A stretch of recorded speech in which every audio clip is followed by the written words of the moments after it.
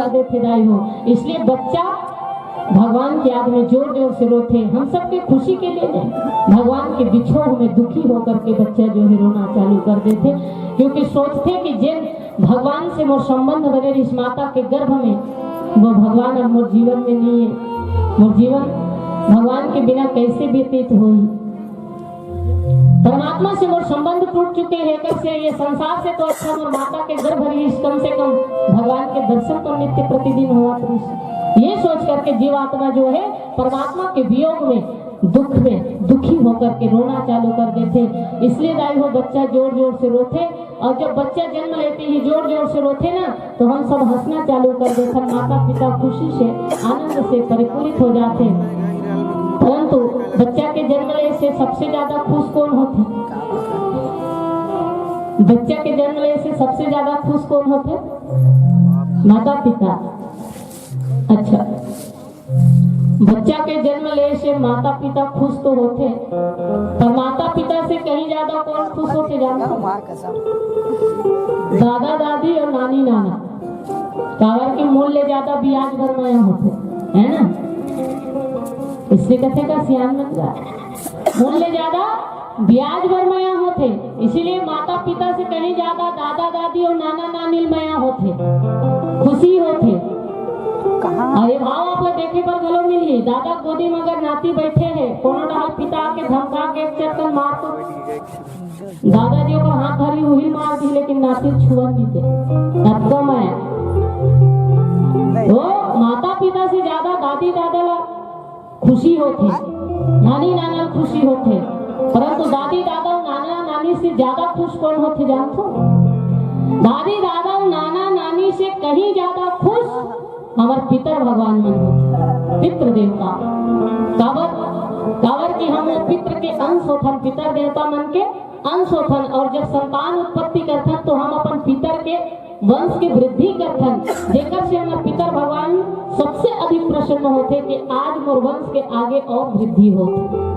वैसे हम पितर भगवान ने ज्यादा महत्व नहीं दें, जबकि हमारे जीवन में पितर के बहुत बड़े महत्व है दाई हो। पितर भगवान कि हमारे जीवन में बहुत बड़े महत्व है, हम ये नजरअंदाज कर देते हैं, ये अलग बात है, पर बहुत बड़े महत्व है। इसलिए जब आपके घर में कोई भी संतान की उत्पत्ति होते, पुत्र या पुत्री के जन्म होते, तो सबसे अधिक कोई प्रसन्न होते तो वो पितर भगवान होते। और जब कोई बालक या बालिका के नामकरण संस्कार हो, तो शास्त्र के अनुसार बहुत सुंदर नियम है कि पहले गौ माता के गोबर से लेपन होना चाहिए, और कलश में 5 आम पत्र डाल करके चावल के या धान के ऊपर दीप प्रज्वलित करना चाहिए। काबर आम पत्र के कलश काबर? तो आम पत्र ही हमारे पितर भगवान के स्वरूप है।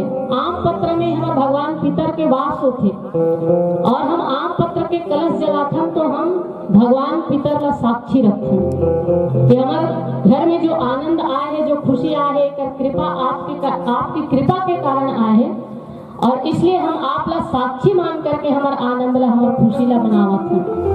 इसलिए कलश में 5 आम पत्र डाल करके ही दीप प्रज्वलित करके नामकरण संस्कार करना चाहिए, और जेकर से पिता भगवान प्रसन्न हो जाते। और ऐसे काबर करना चाहिए, पिता को महत्व काबर देना चाहिए?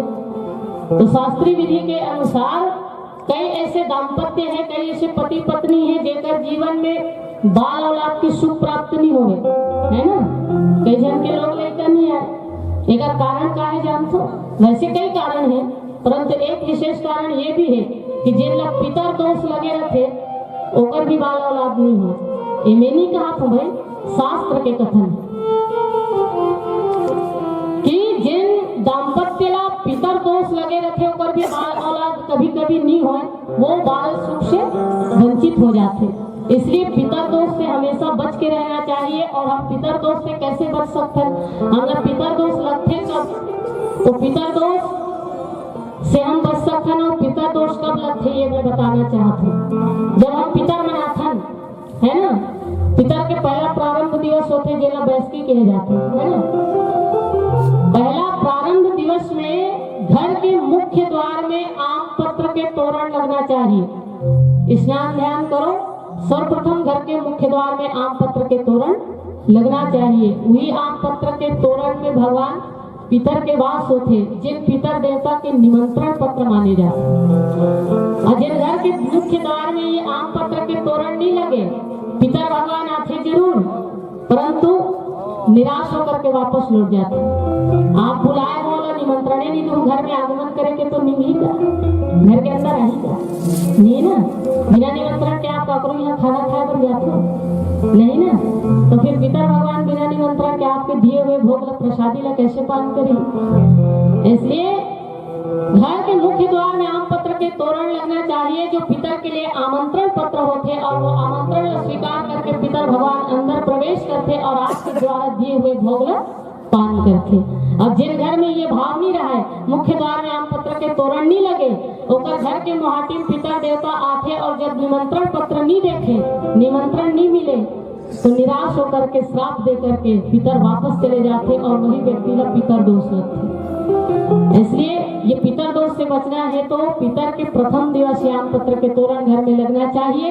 और जब आप पितर भगवान का भोग लगाते हो तो आम पत्र के कलश जला करके भी भोग अर्पित करना चाहिए, तो पितर भगवान प्रसन्न होकर के आप लोग बाल औलाद के आशीर्वाद देते और प्रसन्नता से अपन लोक में गमन करते हैं। तो ये पितर के महत्व है, जिनमें हम विशेष रूप से ध्यान नहीं दें, पर हमारे साहू परिवार ध्यान दे। देखो कुर्सी में 5 आम पत्र के दीपक प्रज्वलित करे हैं, आम पत्र के कलश बना करके। तो ये भाव होना चाहिए। नामकरण संस्कार हो तो बिल्कुल आम पत्र के तोड़ कलश जला करके पितर भगवान का साक्षी मान करके ओकर वंश की वृद्धि करत है, आपके संतान की उत्पत्ति हो है, आपके वंश की वृद्धि होते है और आपके कारण हमारे परिवार में सुख और शांति आए। इसलिए आप लोग धन्यवाद ये भाव से पितर भगवान ला साक्षी मान करके जो पूजन अर्चन करते, नामकरण संस्कार करते, या आनंद में कोई भी आनंद के पर्व में याद करते, ऊपर से भगवान पितर हमेशा प्रसन्न रखे और वही ये संसार में सुख लपाते। तो इसलिए पितर के हम सबके जीवन में ये बहुत बड़े महत्व है और ये महत्व हम लोग नहीं भूलना है। और हमारे साहू परिवार वैसे बहुत सुंदर भाव परिलक्षित करे हैं। आज साहू परिवार के यहाँ बहुत ही सुंदर छोटे से बिटिया रानी के आगमन हुए हैं और भगवान श्री रामचंद्र जी के आगमन माता कौशल्या की गोदी में, माता कैकेयी के गोदी में भगवान भरत और माता सुमित्रा की गोदी में भगवान शत्रुघ्न और लक्ष्मण जी महाराज। तो इस तरह से राजा दशरथ के 4 पुत्र हुए हैं और ये चारों पुत्र के जन्म के खबर जब राजा दशरथ जी महाराज ने मिली तो पर आनंद और खुशी के ठिकाना नहीं। समस्त अयोध्या नगरी के प्रजाजन जो है आनंद उत्सव मनाते, राजा रानी ला बधाई देवत है, समस्त लोग के देवी देवता जिन जैसे जैसे भाव से भगवान के दर्शन लाभ लेना है वही भाव से परमात्मा के दर्शन लाभ लेवत है और अपन जीवन ला आनंदित करत है। इतना सुंदर माहौल। तो अयोध्या में चारों भैया के जन्म, साहू परिवार में वैदेही अर्थात माता सीता रूपी एक कन्या के जन्म हुए हैं और 5 जन के जन्मोत्सव के पावन मेला में बहुत ही सुंदर सोहर गीत आप सबके बीच। और मैं अपन कथा वाणी ला यही विराम देवत हूँ। आओ एक भजन फिर आप सबके बीच भगवान श्री सीताराम जी के आरती चली, फिर आगे सोहर गीत। बोलो श्यावर रामचंद्र की जय।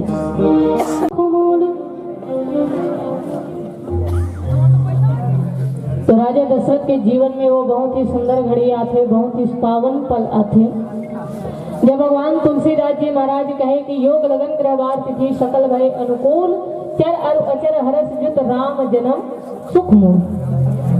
भगवान श्री रामचंद्र जी के जब जन्म हुए से संसार में तो योग लगन ग्रह बार और तिथि ये सब एक अनुकूलता मांगे थे, जबकि ये सब हमेशा एक अनुकूलता नहीं रहा है, हमेशा एक दूसरा के प्रतिकूल रखे, विपरीत रखे। पर भगवान श्री रामचंद्र जी के जन्म के समय ये सब एक अनुकूलता में आगे विपरीत रहने वाली थी। ये सब हमेशा विपरीत रहे थे। तभी तो आज भी कोई बड़े से बड़े शुभ कार्य करते, अच्छा से अच्छा कार्य करते तो सबसे पहले योग लगन ग्रह बार तिथि देखे जाते और जो सबसे शुभ मुहूर्त होते वही में काम किए जाते। तो एक से सिद्ध होते कि योग लगन ग्रह बार तिथि जो है हमेशा एक अनुकूलता नहीं रहा, परंतु भगवान श्री रामचंद्र जी के जन्म के समय आदत पड़े तब ठीक रहेगा, आदत नहीं पड़े पहली बार। कारण यही है कि प्रभु श्री रामचंद्र जी है स्वामी और ये योग लगन ग्रह वार तिथियों का सेवक है। भगवान जिनकर उत्पत्ति करे हैं वो सेवक ही तो हुई। और जहाँ स्वामी के जन्म हो तो सेवक जो है विपरीत हो, ऐसे तो हो नहीं सकते। इसीलिए योग लगन ग्रह वार तिथि जो है सेव्य भाव से भगवान के दास बन करके सेवा करे खातिर होकर अनुकूल हो गए। और ऐसे अनुकूल समय में प्रभु श्री रामचंद्र जी के जन्म हुई तो भगवान श्री राम के जन्म से पूरा ब्रह्मांड आह्लादित है। क्या रनी चैतन्य और अचर मनी जड़। तो चैतन्य में आनंद के आभास होना ये बात तो स्वाभाविक है, परंतु जड़ तत्व में भी आनंद के आभास होना ये थोड़ा अटपटा बात। पर भगवान तुलसीदास जी कहते हैं कि प्रभु श्री रामचंद्र जी के जन्म के समय जड़ तत्व में भी प्राण के आभास होते। जिन वृक्ष कभी फलना नहीं जाने वो बेमौसम फल चुके हैं, फल से लदे हुए हैं। जिन वृक्ष सदा सूखा रहे उनमें हरा भरा पत्ता लगे हुए हैं। जिन नदी में कभी पानी नहीं बहा उनमें अमृत की धारा बहे थे। जिन सरोवर सदा सूखा रहे वो जल से तलातल भरे हुए हैं। अनन्य अनन्य प्रकार के पुष्प सुगंधित वायु में बिखेरा थे अपन सुगंध लग। और इतना दिव्य रमणीय वातावरण में भगवान श्री रामचंद्र जी के जन्म हुई। और कब तो भगवान तुलसीदास जी लिखी मध्य दिवस अति शीत न घामा पावन काल लोक विश्राम। तो दिन के मध्य में जिन समय लोगन मन काम धाम करके आते आराम करते, आराम के अनुभूति करते, ऐसे आनंददायी समय में भगवान श्री रामचंद्र जी महाराज के जन्म दिन के मध्य में हुई। और कब तो नवमी तिथि मधुमास विनीता शुक्ल पक्ष अभिजीत हरिप्रीता। नवमी तिथि चैत्र मास शुक्ल पक्ष नवमी तिथि दिन मंगलवार के प्रभु श्री रामचंद्र जी के जन्म हुई। और भगवान श्री रामचंद्र जी के जन्म नवमी तिथि के दिन ही काबर हुई तो एक पीछे बहुत बड़ी विशेषता है। कहे जाते सज्जनों की नवमी तिथि के दिन ही भगवान रामचंद्र जी जन्म लेके इसलिए क्योंकि नौ जो है संसार के सबसे बड़े अंक हैं और ये ब्रह्म अंक के उपाधि मिले हुए है ना, ब्रह्मांक कहे जाते हैं। और नौ के एक बहुत बड़ी विशेषता भी है, आप देखना नौ के पहाड़ा पढ़ के देखो और जोड़ो आखिरी में तो नवे आती। अन्य अंक मन के पहाड़ा पढ़ो तो ये मन घटक बढ़त रही थे जोड़े में, पर नौ एक ऐसे अंक जेकर पहाड़ा पढ़ो अंतिम में जोड़ो नवे आते। पूरा पढ़ के देखो नवे का नौ, नौ दूने आठ हुए, नौ नौतिया 27, 2 और 7 9, 9 चौ 36, 3 और 6 9, पूरा आखिरी तक पढ़ो और जोड़ो तो नवे आती। ये नौ की विशेषता है। इसलिए नौ संसार के सबसे बड़े अंक हैं जिनका ब्रह्मांक के उपाधि मिले हुए हैं और जो प्रभु श्री रामचंद्र जी ला सबसे अधिक प्रिय हैं। इसलिए प्रभु श्री रामचंद्र जी महाराज नवमी तिथि के दिन जन्म लेकर के वैसे ये नवमी तिथि के दिन ही जन्म लेके आए के पीछे बहुत सारा कारण है और ये नवमी तिथि के महत्व भी बहुत ज्यादा है ना। प्रभु श्री रामचंद्र जी के जन्म हुई चैत्र मास शुक्ल पक्ष नवमी तिथि दिन मंगलवार। माता जानकी जी के जन्म हुई वैशाख शुक्ल पक्ष नवमी तिथि दिन मंगलवार। भगवान हनुमंत लाल जी महाराज के भी जन्म हो है दिन नवमी तिथि दिन मंगलवार। भगवान श्री सीता रामचंद्र जी के विवाह भी हो है नवमी तिथि दिन मंगलवार। भगवान श्री राम जी जब 14 वर्ष के वनवास से लौट के आए तो राज्य अभिषेक भी हो है नवमी तिथि दिन मंगलवार। और भगवान तुलसीदास जी महाराज जब श्रीमद् रामचरितमानस की रचना करी तो श्रीमद् रामचरितमानस की रचना भी भगवान तुलसीदास जी नवमी तिथि चैत्र मास शुक्ल पक्ष दिन मंगलवार की करें। ये नवमी तिथि की विशेषता है। और ऐसे नवमी तिथि में भगवान रामचंद्र जी ये संसार में जन्म लेकर के साथ ही साथ तीनों भैया के भी जन्म हुई। और जेकर बाल स्वरूप के दर्शन करे खातिर समस्त लोग के देवी देवता समस्त प्राणी मात्र जेला जैसे जैसे सूर्य वैसे वैसे रूप धारण करके भगवान के अद्भुत स्वरूप के दर्शन लाभ लेकर के जीवन में कृत्य करत हैं। और जैसे ही देवी देवता वापस लौटी तो भगवान श्री राम विराट स्वरूप में माता कौशल्या के समक्ष प्रस्तुत हो गए। माता कौशल्या ला विराट स्वरूप के दर्शन कराते भय प्रकट कृपाला दीन दयाला कौशल्या हितकारी हर्षित महतारी मुनि मनहारी अद्भुत रूप विचारी लोचन विरामा तन धन श्यामा निज आयुध भुज चारी। चतुर्भुज रूप में श्वेत वर्ण धारण किए हुए शंख चक्र गदा लेकर के कमलासन भगवान जो है विराट स्वरूप में माता कौशल्या जी का दर्शन देते हैं।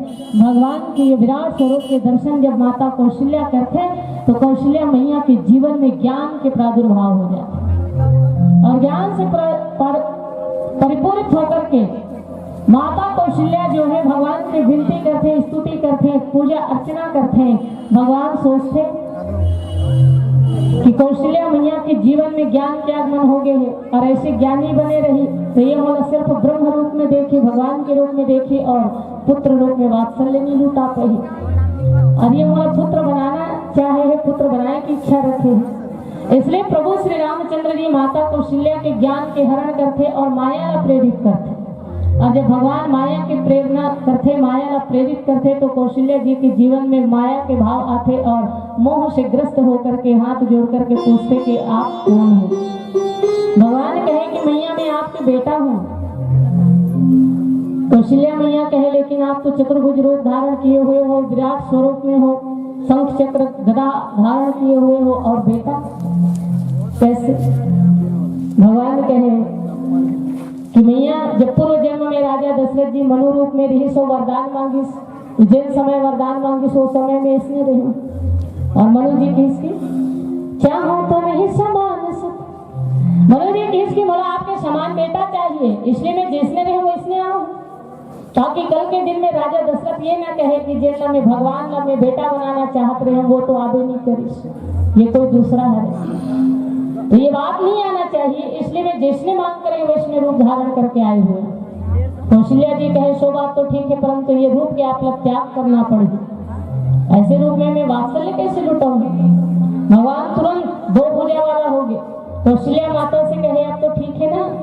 कौशल्या मैया कहे अभी भी ठीक नहीं है, अभी भी मैं जवान है, दो भुजा वाला है। दुनिया वाले ने सुनी कि संसार में कौशल्या ही एक ऐसे माता है जिन्हें जवान बेटा का जन्म दे है। ये जगत में मोर हंसाए होते हैं, मैं हंसी के पात्र हो गया। आप चाहता कि तो मैया की कोई हंसी उड़ाए।